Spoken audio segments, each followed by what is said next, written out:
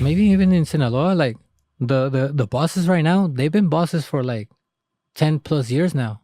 They haven't had no like attempts. Usually you used to read about, oh, they were close to El Mayo. Oh, they almost caught a Chapo. He got away, or whoever it was.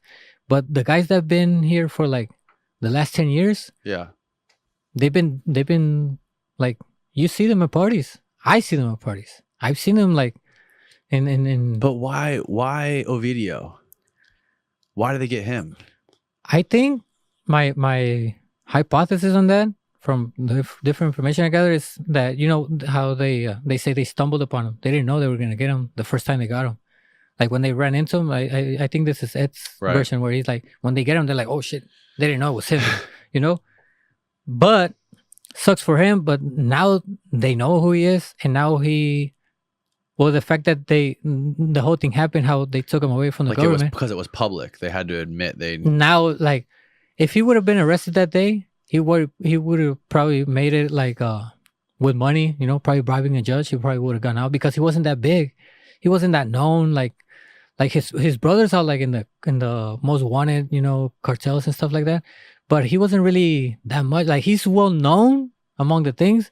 But it's different too. Like, there's a lot of narcos that are not in the most wanted list that are big narcos. You know what I mean? We said that Ovidio was like the one son of El Chapo who El Chapo didn't want him to be in like the cartel business. He kind of like tried to shade him from They have many sons like that. They have other kids that are not known. They have other. Oh, really? They become known once they go to the dark side. Oh. But there's people, like I was saying, in the Arellano family too. There's brothers that never.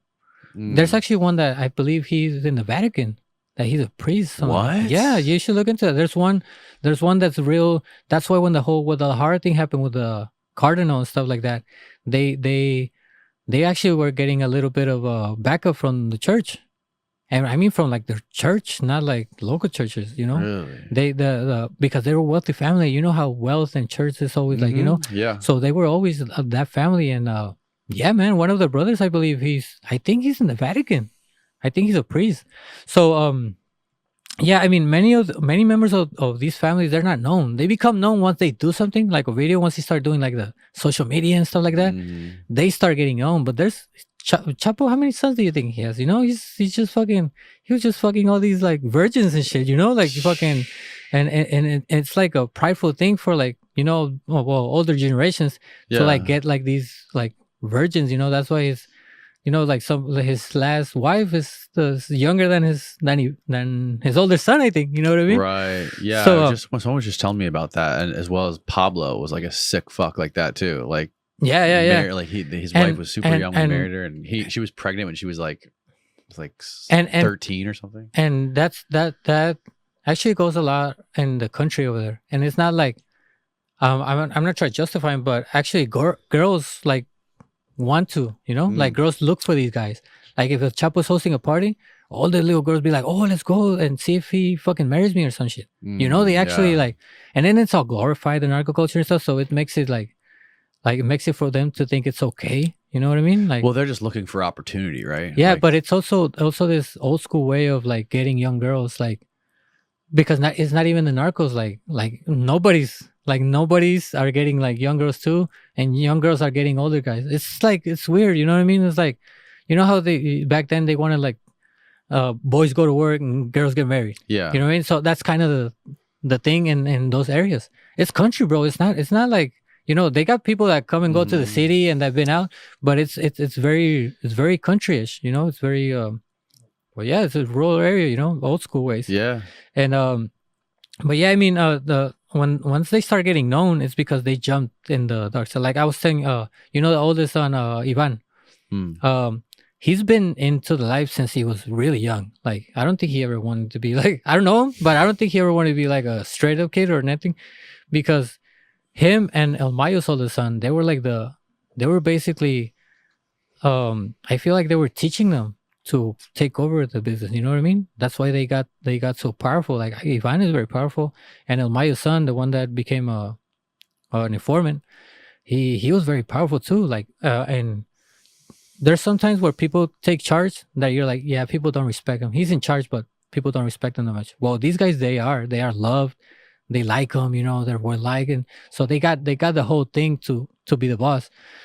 So like him, he's always been in the spotlight because since he was young, he was the son of El Chapo. He's the oldest, you know. He's known in Culiacan with the fucking Ferraris and everything.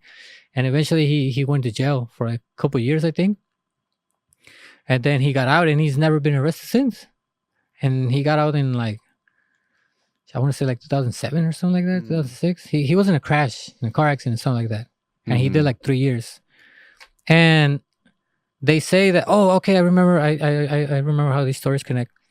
They said in the streets that, you know how Chapo went to war with his cousins, the Beltran Leyva. I don't know if you heard of them. They used to be like this federation, but they broke up once. They used to back up at Chapo when he was in jail and stuff like that.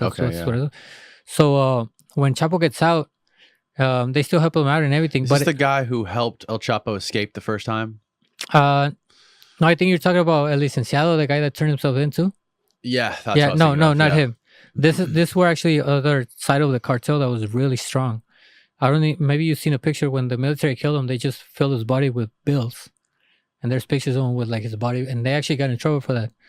But yeah, it was just this other section. It was just like another version of another Chapo, another Mayo. But they were brothers. The Beltran Leyvas. It was Alfredo Beltran and Arturo Beltran, and they were the same. But when Chapo got out, they started like beefing, and they said, this is the word in the street. It's not nothing that I'm thinking, but they said that El Chapo turned one of them in so that his son could get out, because when his son got out, they arrested one of the other guys, and then after that, the brother of the one that got arrested, he's like, nah, you motherfuckers snitched on my brother, and he just went full on war, and that's the war starting in 2008, 2009 over there with them, and it was like one of the worst.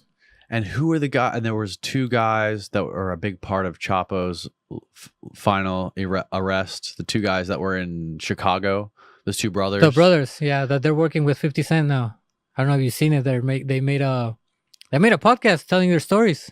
I saw that. Yeah, 50 Cent. Luis was telling me about that. I seen this interview of 50 Cent where he's saying how he met them. I guess back in the day when they were deep in the game, one of his artists. They snatched his chain. You know how over here, you guys, they snatch rappers' chains, I guess. And I guess one of the twins got it back for 50. Oh, shit. And that's how they met back in the day.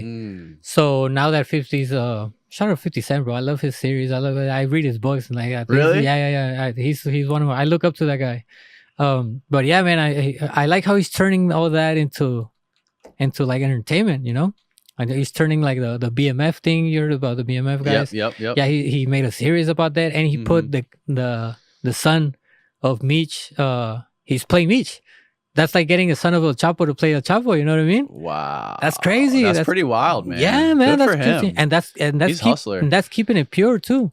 That's keeping it like in the you're not just hiring any actors to do this. You're actually hiring actors that know what the fuck happened and that are close to the thing. But yeah, man, shout out to fucking 50 Cent. But yeah, he was working with those twins, and I mean, my street side is like, man, these guys are snitches, like these guys turn on everything. Like they weren't in Mexico, but they were over here, so that's why it was easy for them to snitch in a way, because I think their father did get in trouble or something. I don't know if he passed away or something, but I've seen a little bit of their interviews and stuff. And because their wives also had like a book or something, so like that. And I think they got in trouble for that too. So, yeah, man. I mean, it's wild. I like if El Mayo's son tried to do it, I don't think he could do it. I don't think he could just all of a sudden turn YouTuber, storyteller, and just going around telling story. I don't think he's just too street for that, man.